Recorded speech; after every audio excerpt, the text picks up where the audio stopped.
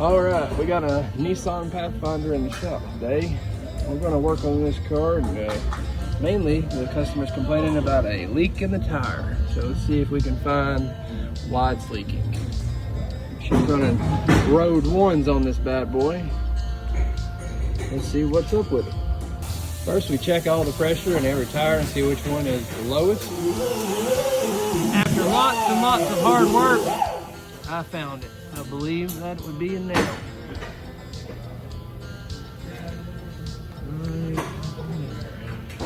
Yep.